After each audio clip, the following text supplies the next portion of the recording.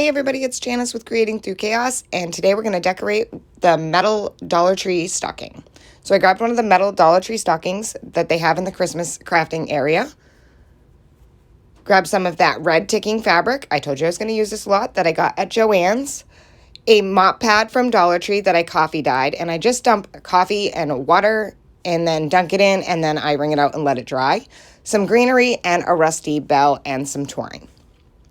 So the first thing I did was flip my fabric over and flip my stocking backwards and laid it on the fabric, traced it, and then cut it out. And I only did the bottom half of the stocking for this part.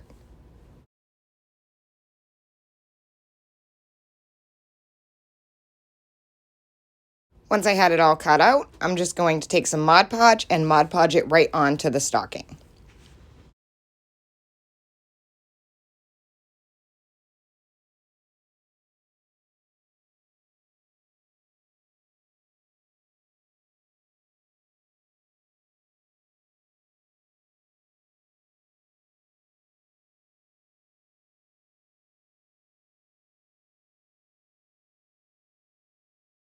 Now that's all attached, I'm going to take the mop pad, I'm going to lay the stocking down on top of that, and I'm also going to trace that out and then cut it out.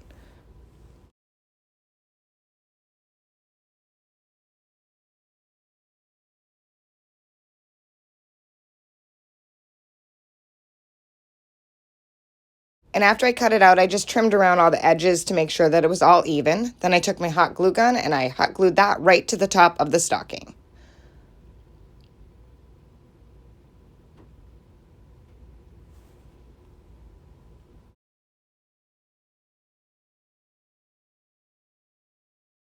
Once I had that all attached, I started pulling apart my pick for my greenery and picking out the pieces that I wanted and just started hot gluing them to the right side of my stocking.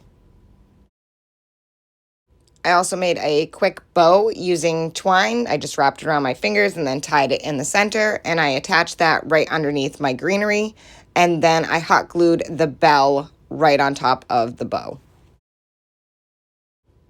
I think this turned out super cute. I do, however, wish that I had added a few little berries in with my greenery. I think I may go back and do that.